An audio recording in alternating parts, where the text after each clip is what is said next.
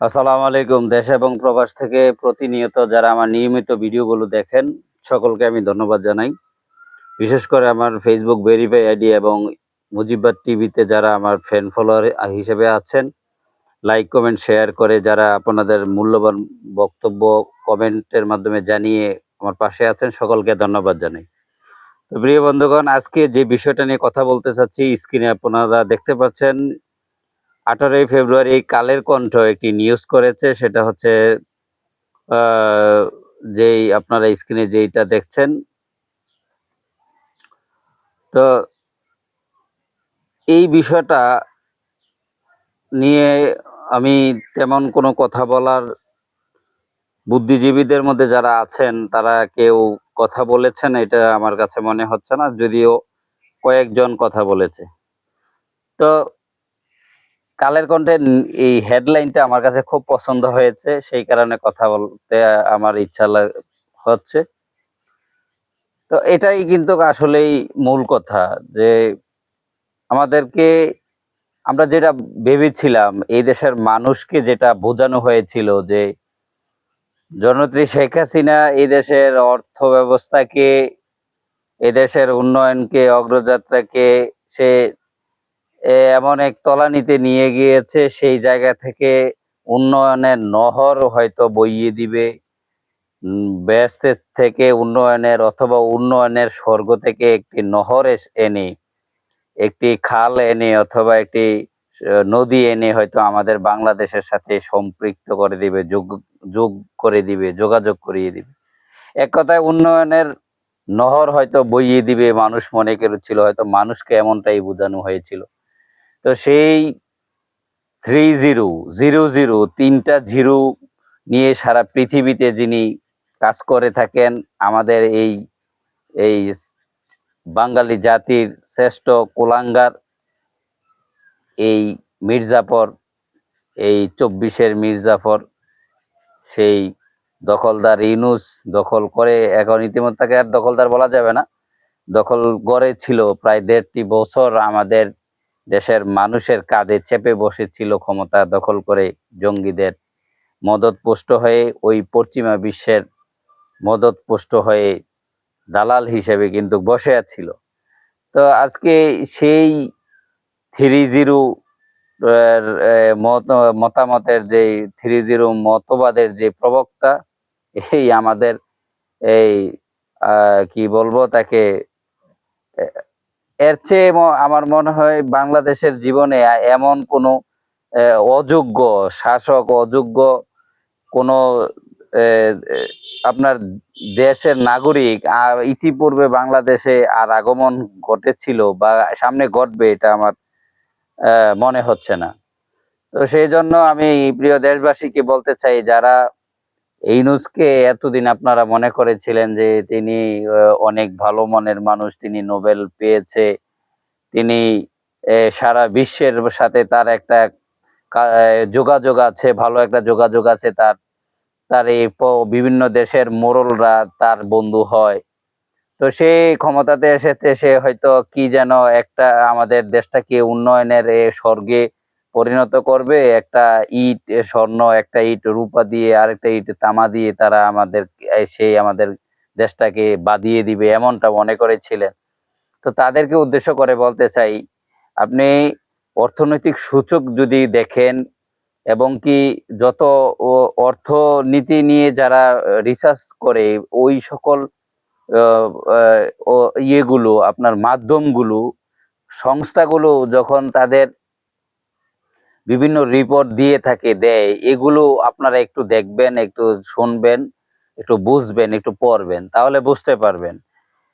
তো এখন আমাদেরকে যারা এতদিন বলেছেন আমরা ইউনূসকে নিয়ে কথা বলার কারণে, ইউনূসের বিরুদ্ধে কথা বলার কারণে যারা আমাদেরকে শেখ হাসিনার দালাল বলেছেন বা আওয়ামী লীগের দালাল বলেছেন অথবা ভারতের দালাল বলেছেন। এখন দেখুন তো আপনারা যে এই কালের কণ্ঠের যে নিউজটা, এটার যে হেডলাইন অথবা এটার যে আপনার সারমর্ম, সারাংশ, তার টোটাল নিউজটা যদি আপনারা পড়েন তাহলে বুঝতে পারবেন এরা কি বোঝাতে চেয়েছে। এটা আপনার গণমাধ্যম, আমরা জানি যে এখনো মুক্ত না। বাংলাদেশের মুক্ত বাতাসে তারা খবর বা নিউজ করতে পারতেছে না, করে না। গণমাধ্যমের কণ্ঠ রোধ করা হয়েছে এই 17 মাস। তা এখন এই ইউনূসের কণ্ঠ রোধ করার পরেও যে নিউজটা করেছে, অবশ্যই 12 তারিখের পরে করেছে। 12 তারিখের আগে তো আর করে নাই। তো এটাকে বলা যায় যে হয়তো তারা এটা বিশ্বাস করে, তারা এটা জানে। কালের কণ্ঠের মতন একটা প্রথম সারির গণমাধ্যম তো আর অথেন্টিক কোনো নিউজ না করে পারে না, না ছাপাইয়া পারে না। তো তারা অনেক আগে হয়তো বা চেয়েছিল, উকিঝুঁকি মেরেছিল, কিন্তু পারে নাই। শফিকুল আলমদের জন্য, আপনার মাহফুজ আলমদের জন্য, ইউনূসদের জন্য, যারা এই দখলদার বাহিনী ছিল তাদের জন্য। তো দরিদ্র বাড়িয়ে দিয়ে বিদায় দারিদ্র্যের জাদুঘর। এই যে নিউজটা, আপনারা কথাটা একটু শোনেন, দেখেন, বুঝেন তো। দরিদ্র বাড়িয়ে বিদায় দারিদ্র্যের জাদুঘর। তার কিন্তু গ্রামীণ ব্যাংক, যেটা আপনারা জানেন যে গ্রামীণ ব্যাংক যার সাথে যারা সম্পৃক্ত ছিল, যারা গ্রামীণ ব্যাংকের ইতিহাস জানে, তার 3-0 থিওরি মানে হচ্ছে আপনাকে শূন্য করে দিবে, জিরো করে দিবে। তার কাছ থেকে, তার গ্রামীণ ব্যাংকে থেকে ঋণ করে কোনো কৃষি, কোনো শ্রমিক, কোনো অসহায় দুস্থর মানুষ, কোনো গরিব মানুষ, খেটে খাওয়া মানুষ স্বাবলম্বী হয়েছে, এটার কোনো সারা বাংলাদেশের কোথাও নজির দেখাতে পারবে না। বরঞ্চ গ্রামীণ ব্যাংকের থেকে লোন আনার কারণে, অধিক হারে লোন আনার কারণে প্রান্তিক লেভেলের কৃষকদের টিনের চাল নিয়ে গেছে, টিনের বেড়া নিয়ে গেছে, ছাগল নিয়ে গেছে, গরু নিয়ে গেছে, এমন হয়েছে। তো তাদের কাছ থেকে ঋণ নিয়ে কোনো কৃষক স্বাবলম্বী হয়েছে, এটার ইতিহাস নাই। তার মানে হচ্ছে কি, আপনাকে শূন্য করে দেওয়া। এই জন্য সেই এমন এক প্রসেস আবিষ্কার করেছে সারা পৃথিবীর মধ্যে, মানে আপনাকে শূন্য করে দিবে। সেও আপ লেভেলে যাবে আর আপনাকে চষে, একদম আমের বিচির মতন চষে আপনাকে শূন্য করে দিয়ে যাবে। এটা হচ্ছে তার থিওরি, এই কোলাঙ্গারের থিওরি। তো সেই তথাকথিত নোবেল বিজয়ী, অর্ধেক নোবেল বিজয়ীও অনেকে বলে, আমি জানি না, কিন্তু আমি শুনছি, যেটা যতটুকু জেনেছি, যে অর্ধেক নোবেল সে পেয়েছে। তো এই গ্রামীণ ব্যাংকের এই এক ইতিহাস আছে। গ্রামীণ ব্যাংক সরকারি প্রণোদনায় কিন্তু এটা ইস্টাবলিশ হয়েছিল। তো যদিও ইউনূস এটা তার নিজের সম্পত্তি মনে করেছে, যেই তার কারণে আপনারা জানেন শেখ হাসিনা সরকার তাকে তার ক্ষমতা থেকে সরিয়ে দিয়ে গ্রামীণ ব্যাংকের ন্যায্য অংশীদার সরকার নিয়ে নিয়েছিল, রাষ্ট্রের কোষাগারে নিয়েছিল। এটা রাষ্ট্রের জন্য, জাতির জন্য মঙ্গলকর ছিল। কিন্তু এটার পরেও কিন্তু জাতি না বুঝে ইউনূসের পক্ষে নিয়ে নিল, যে ইউনূস তার একটা গ্রামীণ ব্যাংকের একটা পদ ছাড়তে রাজি না। তো সেই যে ইউনূস তার যত ট্যাক্স আছে সব ট্যাক্স সে মাফ করে দিয়েছে অধ্যাদেশের মাধ্যমে। তো এই ইউনূস এত অপকর্ম করে গেল, দেশের মানুষের কাঁধে, যেই প্রত্যেকটা সরকারের আমলেই ঋণ থাকে, কিন্তু ঋণের একটা গতানুগতিক প্রক্রিয়া থাকে, একটা ব্যালেন্স থাকে, একটা চেক এন্ড ব্যালেন্স না থাকলে তো হয় না। তো আওয়ামী লীগ সরকারের আমলে যতটুকু ঋণ ছিল, বিদেশি লোন ছিল, আমাদের মাথাপিছু আয় সাথে, যেটার সাথে মোটামুটি মিল ছিল, আমাদের টাকার যে মান, সেগুলো বিশ্লেষণ করলে তুলনামূলকভাবে আপনার যেই যতটুকু রাখা যায়, রাখলে বিশ্ব ব্যাংক বা বিভিন্ন আন্তর্জাতিক যে সংস্থাগুলো ঋণ দিয়ে থাকে, সেগুলো দিয়ে থাকে, সেই অর্জন কিন্তু তারা সে ততটুকু সক্ষমতা অর্জন করেই কিন্তু দেশ পরিচালনা করেছে। তো যখন জননেত্রী শেখ হাসিনার পতন হলো, তারা চক্রান্ত করে ক্ষমতা থেকে সরিয়ে দিল। তারপর থেকে যে ইউনূস যেই ব্যাপক হারে অপরিকল্পিতভাবে অর্থ রাষ্ট্রের টাকা যেভাবে পাচার করেছে দেশের বাইরে, অপচয় করেছে, হ্যাঁ, তো অযথা রাষ্ট্রের ১ টাকারও কোনো উপকার হয় নাই। রাষ্ট্রের টাকা ব্যয় করে বিভিন্ন দেশে এসে ঘুরে বেরিয়েছে। তো এই যে তার ও ও ফকিন্নির ছেলের যেই কথা একটা বলে না যে ফকিন্নির ছেলের তালেবরগিরি। তো ওই যে বলে যে দেড় বুড়ি বিড়ালেরও মাদাইন্যা ঘুম, এটা আমাদের একটা গ্রাম্য ভাষা। তো তার মতো লোক যে আজীবন বাংলাদেশের কোনো ক্লান্তিকালে, এই জাতির ক্লান্তিকালে তার কোনো 1% কোনো তার সম্পৃক্ততা নাই, তার সহযোগিতা নাই, তার কোনো ভূমিকা নাই।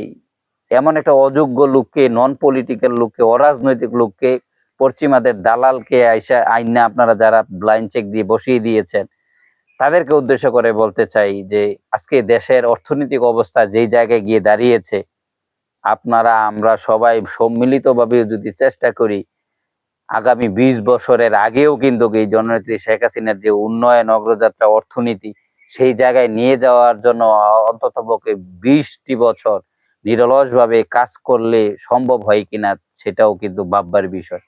তো সেই জন্য বলতে চাই, প্রিয় বন্ধুগণ, এখনো যারা ইউনূসকে আপনারা পুরস্কার দিতে চান, ইউনূসেরকে কৃতিত্ব দিতে চান, তাদের কাছে প্রশ্ন রেখে যাই যে কালের কণ্ঠ যে নিউজটা করেছে, সেই নিউজটার যে দরিদ্র দরিদ্র বাড়িয়ে দিয়ে, মানে কি আগে যেখানে ছিল সেখান থেকে আপনারা বাড়িয়ে দিয়েছেন, এবং বিদায় দারিদ্র্যের জাদুঘর। সে জাদুঘর, বিশ্বের মধ্যে একটা জাদুঘরই ফর্মুলা এনেছে 3-0, মানে সকলকে আপনি দারিদ্র করে দিবেন। দারিদ্র্যের শিগল, দারিদ্র্যের লোহার বেরিয়ে আপনাকে লাগিয়ে দিবে, আপনাকে পরিয়ে দিবে, সেটা হচ্ছে তার মিশন এবং ভিশন। তো সেই দারিদ্র্যের জাদুকর কুলাঙ্গার ইউনূস, এই দখলদারি, যে দখলদার ইউনূস, জঙ্গিদের মদতপুষ্ট পশ্চিমাদের দালাল, সেই ইউনূস আমাদের দেশটাকে পরিকল্পিতভাবে ২০ বছরের পিছিয়ে দিয়েছে, এবং যারা সহযোগিতা করেছেন তাদেরকেও কিন্তু জাতি ক্ষমা করবে না। যারা ব্লাইন্ড চেক দিয়ে, খালি চেকের মাধ্যমে চোখ বেঁধে, আপনারা চোখ বুজে যারা তাকে ক্ষমতার মসনদে বসিয়ে দিয়েছেন, সহযোগিতা করেছেন, সকল সেক্টর, রাষ্ট্রের যন্ত্র থেকে শুরু করে সকল রাজনৈতিক দলগুলোকে কিন্তু এর দায় নিতে হবে। এর দায় এড়াতে পারবেন না আপনারা। জাতি একদিন না একদিন এর বিহিত কিন্তু আপনাদেরকে করবে, সেটা আপনারা অপেক্ষা করুন। এবং কি পরিকল্পিতভাবে যেভাবে দেশের এই কাছাকাছি ১২ তারিখের কাছাকাছি, ১২ ফেব্রুয়ারির কাছাকাছি নির্বাচনে, তথাকথিত যে পাতানো নির্বাচনের ঠিক আগ মুহূর্তে সে হুটহাট করে যে গোপনীয়ভাবে আমেরিকার সাথে, পশ্চিমা বিশ্বের সাথে যে চুক্তিগুলো করেছে, সেটা নিয়েও আলাদাভাবে কথা বলবো। এই সব টোটাল মিলে অধিক বৃদ্ধি মূল্য দিয়ে, অনেক বেশি মূল্য দিয়ে যে আমেরিকার কাছ থেকে যে সরঞ্জাম কিনতে হয়েছে, কিনেছে, কিনবে, কেনার জন্য চুক্তি করেছে, এইগুলো কিন্তু তারপর তার যত মন্ত্রীরা, উপদেষ্টারা ছিল, তাদের যেই অর্থ পাচার, আঙ্গুল ফুলে কলা গাছ হয়ে যাওয়ার মতন বিষয়, টোটাল মিলে যে অর্থনীতিকে যে ধ্বংস করে দিয়েছে, সেই জন্য কিন্তু এই ইউনূস তার গংদেরকে আইনের আওতায় এনে বিচারের কাঠগড়ায় দাঁড় করানো হবে একদিন না একদিন। এই জাতি করবে, সেটা হয়তো আর বেশি দূর নয়। সকলে সুস্থ থাকবেন, নিরাপদে থাকবেন। আবারও কথা হবে, দেখা হবে। জয় বাংলা, জয় বঙ্গবন্ধু।